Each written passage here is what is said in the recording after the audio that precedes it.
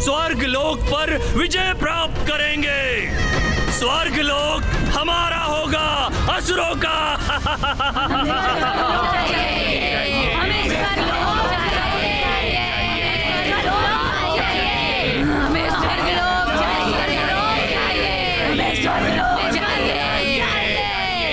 असुर सम्राट, ये लोग भले ही युद्ध के लिए लालायित हैं, किंतु क्या इनमें इतनी शक्ति है? देखिए कितने क्षीण हो चुके हैं ये। और देवताओं को युद्ध में परास्त करने के लिए हमें शक्तिशाली सेना की आवश्यकता है।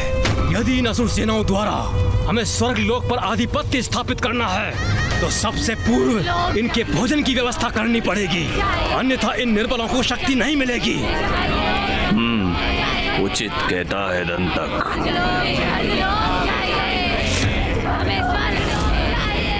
असुरों, आज से नवीन नियम लागू होगा यहाँ।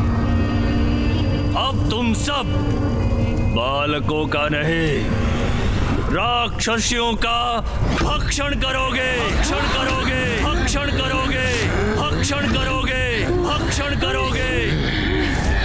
जाओ और अपना भोजन आरंभ करो और अपनी शक्ति बढ़ाओ। जाओ।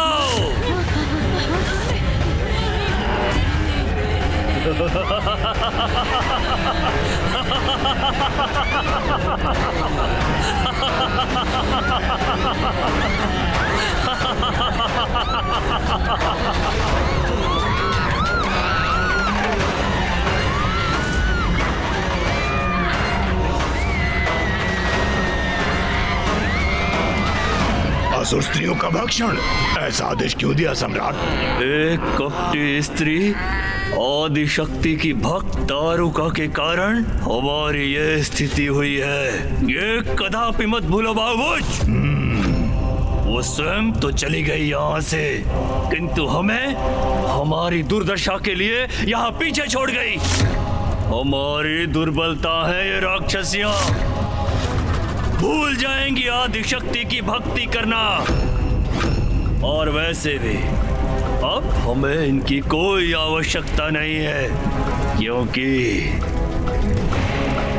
स्वर्ग की अप्सराएं हमारी प्रतीक्षा जो कर रही है।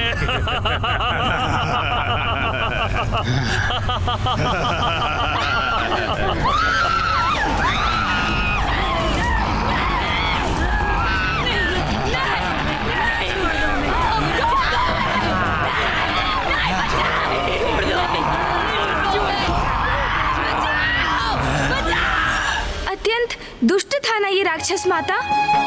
एक दारुका पर क्रोध के कारण इतना बड़ा अन्याय किया उसने। अपने ही समुदाय की स्त्रियों को, सभी असुर स्त्रियों को इतनी भयानक मृत्यु का दंड दिया। ये भी नहीं सोचा उसे जन्म देने वाली भी एक नारी ही है। दुराचारी राक्षसों में भी इस राक्षस का ये कृत्य, स्त्रियों पर ऐसा आघात तो नीचता की पराकाष्ठा है। असुरों की तामसी प्रवृत्ति यही होती है गणेश। दया, ममता का लेश मात्र भी नहीं होता उनमें, होता है तो एकमात्र अहंकार का अंधकार। दारुक से भी अधिक कुटिल और दुष्ट था एकाक्ष, और जो वो चाहता था उसके लिए वो किसी भी सीमा का उल्लंघन करने के लिए तैयार था।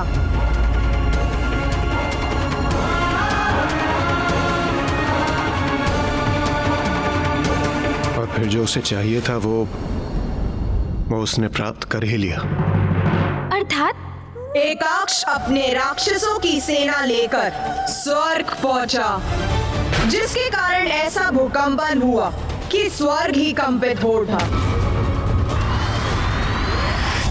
देवसभा सभी महत्वपूर्ण विषयों पर विचार कर चुकी है और अन्य समाचार भी संतोषजनक है।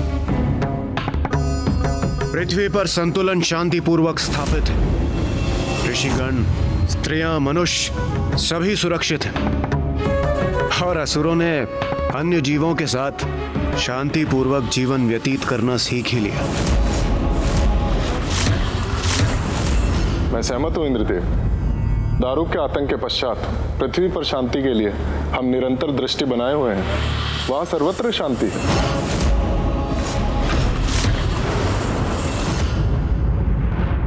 हाँ सूर्यदेव, आप उचित कह रहे हैं, किंतु हमें तब भी सतर्क रहना चाहिए, क्योंकि इन असुरों का कदापि विश्वास नहीं किया जा सकता।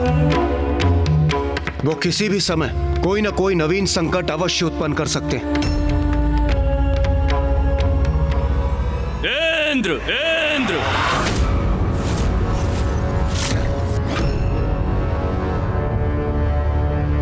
इसका स्वर था ये। स्वर्गलोक का कोई भी वासी मुझे इस प्रकार नहीं पुकार सकता। तो फिर कौन है ये?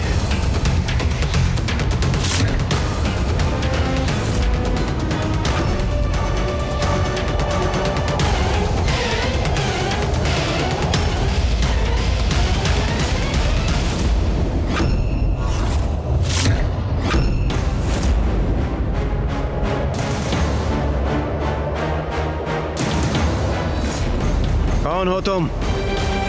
और यहां स्वर्गलोक आकर इतनी धृष्टता से मेरा नाम लेने का दुस्साहस क्यों कर रहे हो?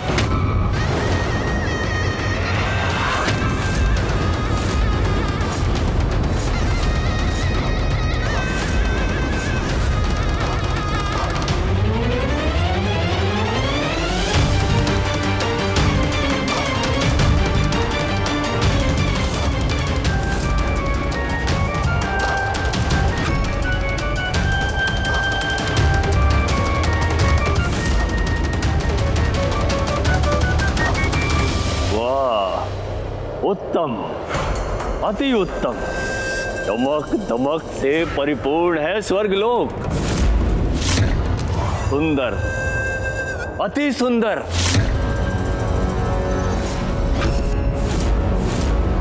बहुत सुना था स्वर्गलोक संपन्न है, समृद्ध है, और आज अपने एकमात्र नेत्र से देख भी लिया। जो कुछ सुना था सत्य था, और समझ में भी आ गया कि तुम देवतागण अपने इस स्वर्गलोक की रक्षा क्यों करते हो, और क्यों ना करो रक्षा।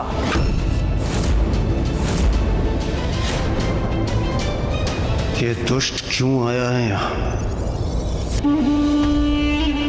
रक्षा करने योग्य सभी कुछ तो है तुम देवताओं के पास। बड़े ठाठ हैं तुम देवताओं के। इतने सुंदर भवन हैं तुम्हारे, आभूषण है,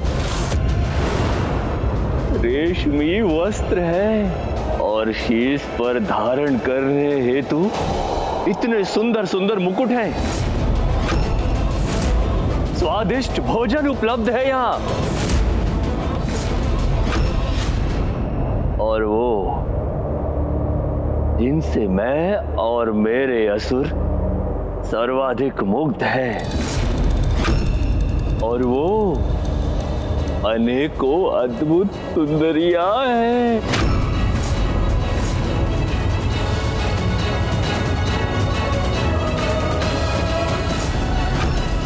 बस! अब ना एक भी शब्द कहना और ना ही एक भी पग आगे बढ़ाना, अन्यथा इसका भीषण परिणाम भुगतना होगा तुम्हें। ओ इंद्रदेव, मुझसे बहुत बड़ी भूल हो गई। क्या करता, तुम्हारा ये सुंदर लोक देखकर सब कुछ स्वयं मेरे मुख से निकलता ही चला गया।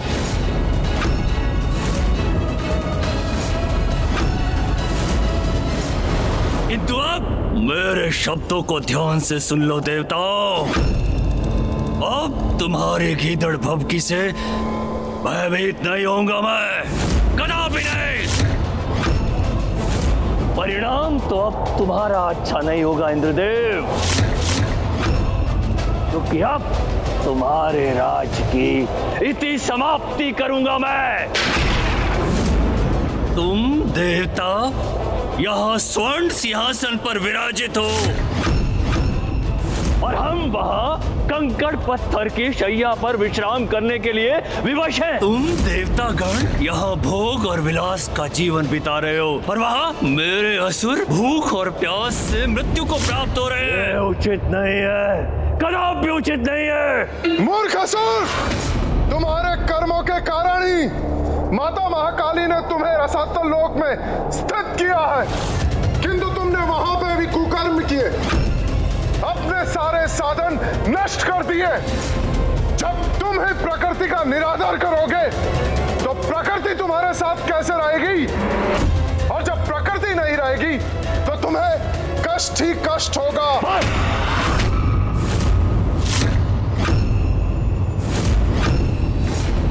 प्रवचन बंद करो अपना सूर्यदेव। उधर भरा है, इसलिए मुख से ज्ञान फूट रहा है, किंतु भूख लगने पर ज्ञान नहीं, मात्र भोजन की इच्छा होती है, भोजन की। तो ठीक है, परिस्थिति उलट देते हैं। तुम कोमल देवता हमारा स्थान ले लो और हम असुर रहेंगे स्वर्गलोक में, स्वर्गलोक में, स्वर्गलोक में, स्वर्गलोक में। कदाचित तुम ऐसे मानोगे नहीं। प्रतीत होता है बलपूर्वक मुझे तुम्हें रसातल लोक लौटाना ही होगा।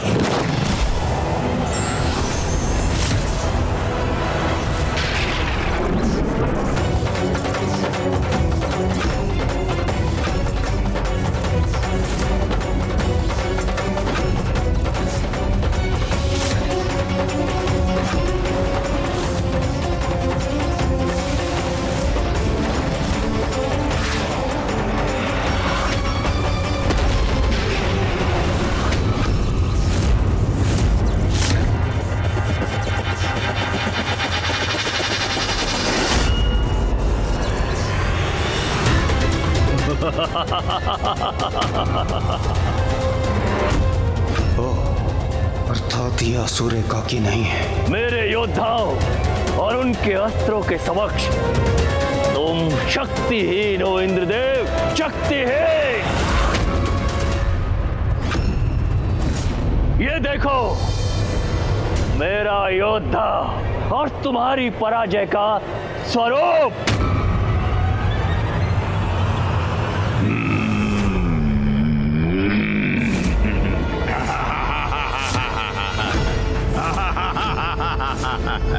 और दूसरा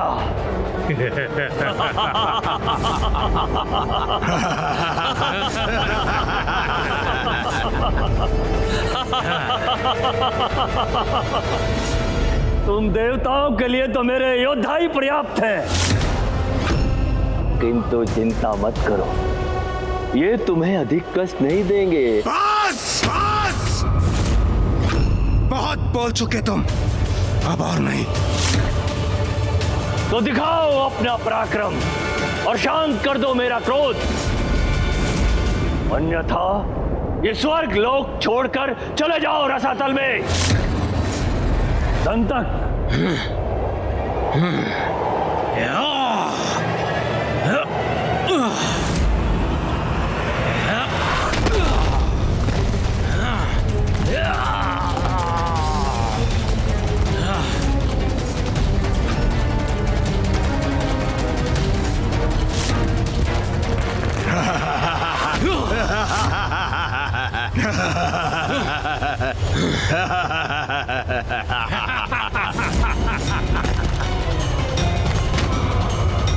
कदाचित थोड़ा कष्ट तो तुम्हें देना ही चाहिए इंद्रदेव।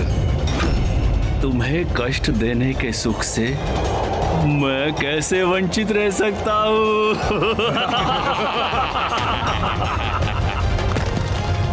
बाहुबल, दिखाओ अपना पराक्रम।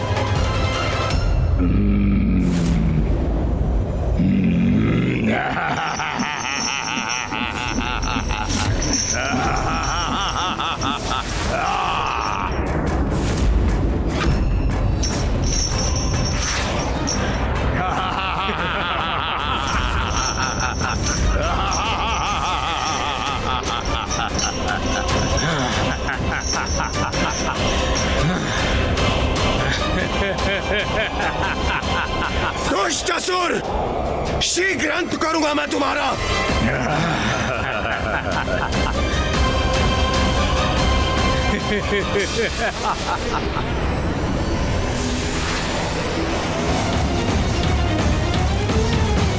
साहसी असुरों, हम देवताओं का सामना नहीं कर पाओगे तुम।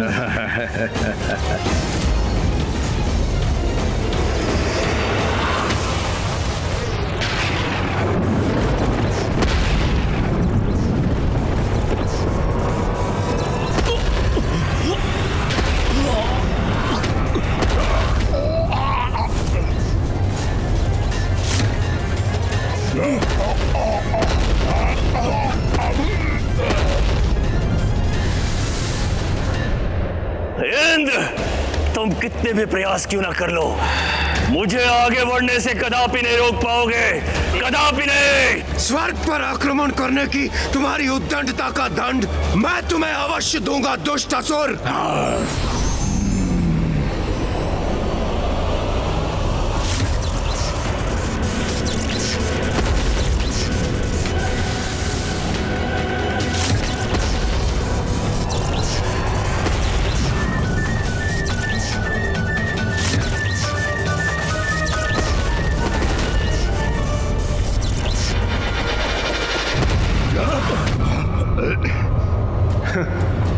हम देवताओं की शक्ति से पार पाना इतना सहज नहीं है।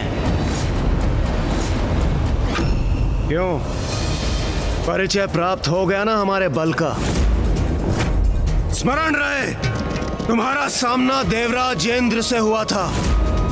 अपने असुरों को लेकर लौट जाओ अपने लोक, अन्यथा पुनः दया नहीं करूंगा मैं।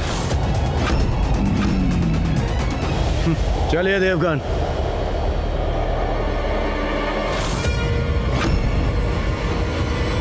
देवराज, देवराज, देवराज।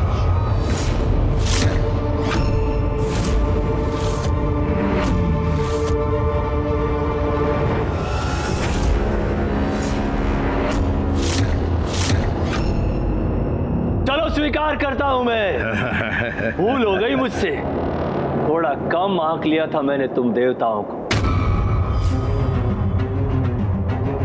तो ठीक है, अब मैं युद्ध का नियम परिवर्तित करता हूं। अब एक देवता और एक असुर में युद्ध नहीं होगा।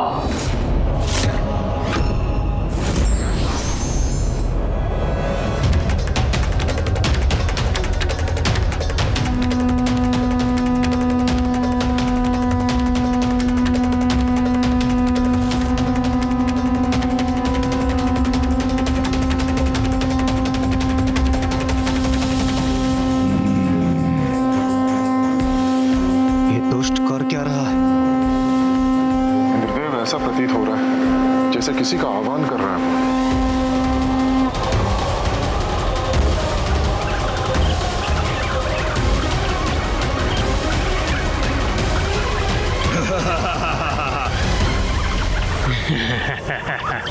अब ये ध्वनि कैसी है?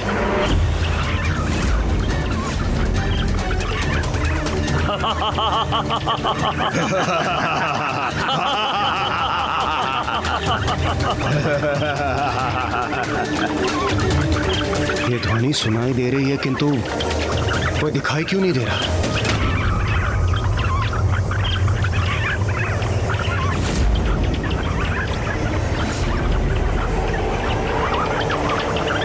ये क्या है हमारे समक्ष?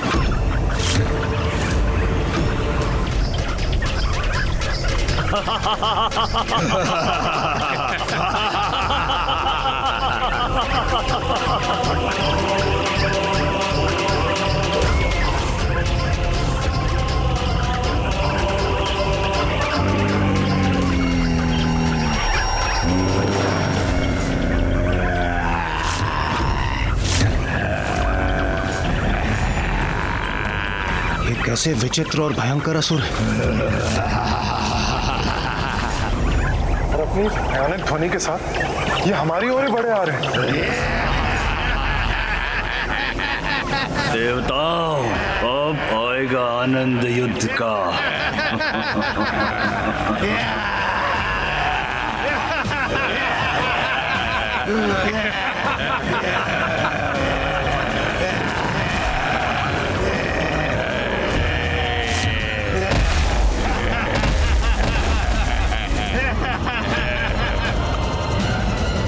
क्यों देवताओं, कैसा लगा मेरा उपहार? स्वर्ग लोक आया हूँ, असुर हूँ, किंतु कुछ नियम मैं भी जानता हूँ, इसलिए अपने अनुसार उचित उपहार लाया हूँ तुम सभी के लिए।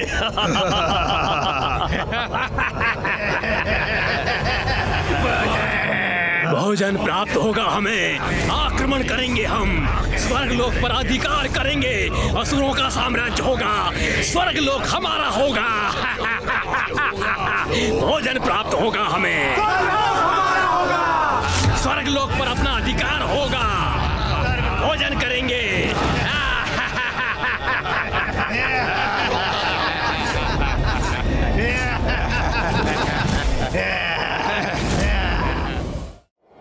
इस असुर समूह का क्या करें हम?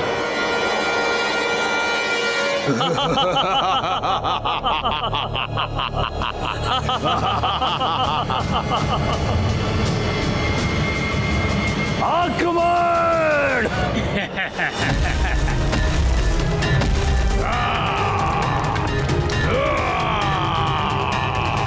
देवगण, अपने अपने अस्त्रों का आवाहन कीजिए और नष्ट कर दीजिए इन दुष्टों को।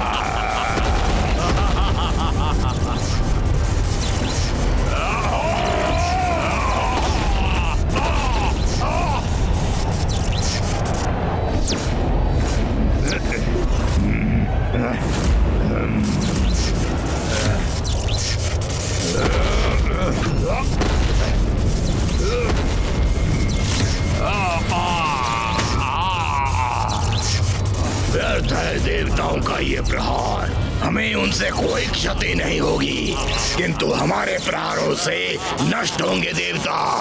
देवगण, और शक्तिशाली प्रहार कीजिए इन पर।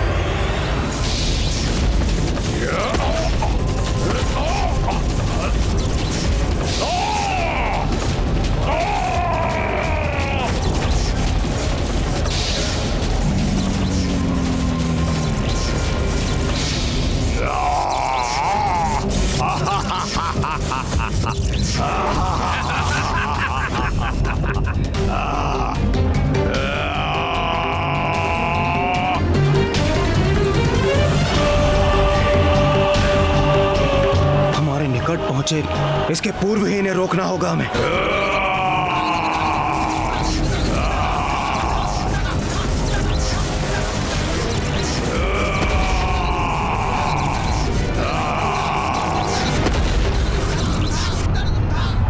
मैं सूर्यदेव तुम्हें अपनी ऊर्जा से भस्म कर दूंगा।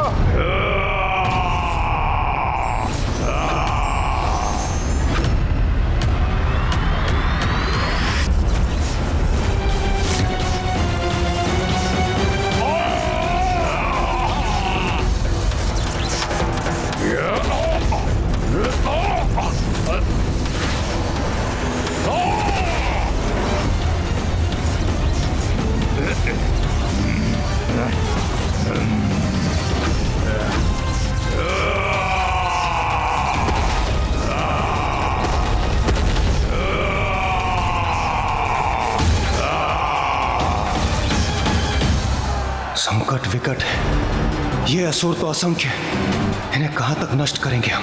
सूर्यदेव, अग्निदेव, वरुण देव, वायुदेव सभी घिरे हुए हैं। ये दुष्ट कुछ नष्ट होते हैं तो उनसे अनेक गुना अधिक उत्पन्न भी हो जाते हैं।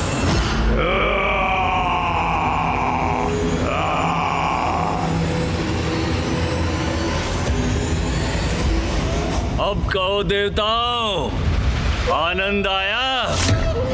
अब बोलो, इस युद्ध के पश्चात किसका अधिकार रहेगा स्वर्गलोक पर? असुर सम्राट, देखा आपने? मैंने कहा था ना, यदि हमारी सेना शक्तिशाली हुई तो हमें कोई परास्त नहीं कर सकता। उचित था, तुम्हारा कथन उचित था दंतक। अब कुछ ही समय में देवताओं की पराजय निश्चित है, निश्चित।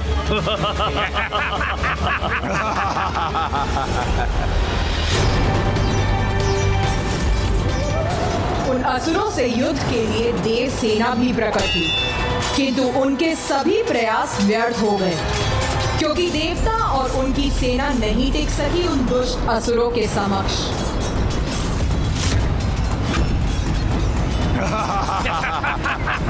इस युद्ध में हमारा सफल होना संभव नहीं है। हमारी सुरक्षा संकट में आ जाएगी।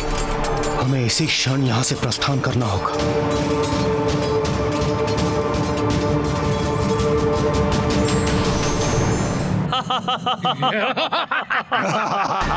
मुझे ज्ञात था यही होगा, यही। भाग गए सभी भीरू देवता, ज्ञात था मुझे। विजयी होंगे हम। स्वर्ग लोक पर अब हमारा, हम असुरों का अधिकार होगा, हम असुरों का। आप सभी देवता स्वर्गलोक असुरक्षित छोड़कर चले गए। उस समय हम निरुपाय हो गए थे प्रथम पूज्य गणेश जी। उन असंख्य रक्त पिपासु कीट असुरों के समक्ष लाचार थे हम, और स्थिति हमारे नियंत्रण के बाहर हो चुकी थी। इसलिए उस समय युद्ध को छोड़कर स्वयं की रक्षा को सुनिश्चित करना अत्यंत आवश्यक था, जिससे भविष्य में हम सहायता प्राप्त कर उन असुरों का सामना कर सके और स्वर्गलोक को उनके प्रभाव से मुक्त करा सके। तो सहायता के लिए आप कहाँ गए थे देवराजेंद्र? उस एकमात्र शक्ति के पास जो उस स्थिति में हमारी सहायक बन सकती थी। कदाचित मैं समझ गया वो शक्ति कौन थी।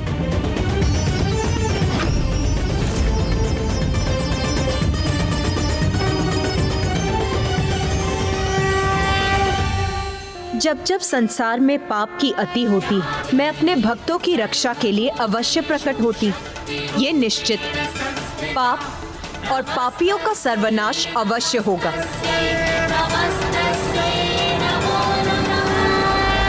मेरे अगले अवतार के प्रकट होने का समय आ गया। देवी छिन्नमस्ता।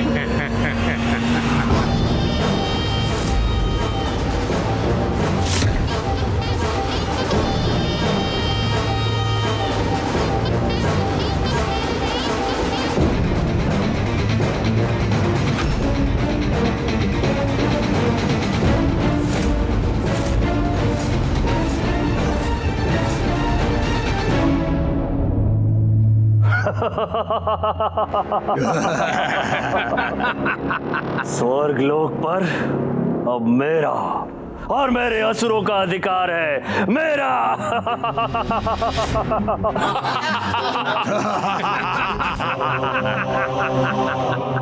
ये भोग विलास, ये सुख सुविधाओं भरा जीवन, इस सब पर अब हमारा, असुरों का अधिकार है, असुरों का। ये सब अब हमारा है, हमारा। और मैं हूं स्वर्ग लोक का सम्राट, सम्राट एकाक्ष।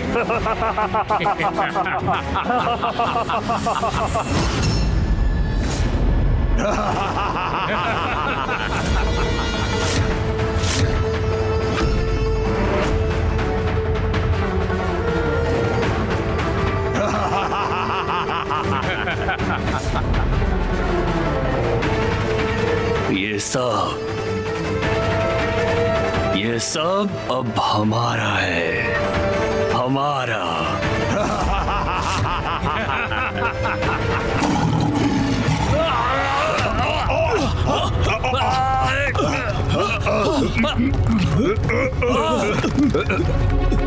कैसा भयंकर स्वर है ये? कौन है?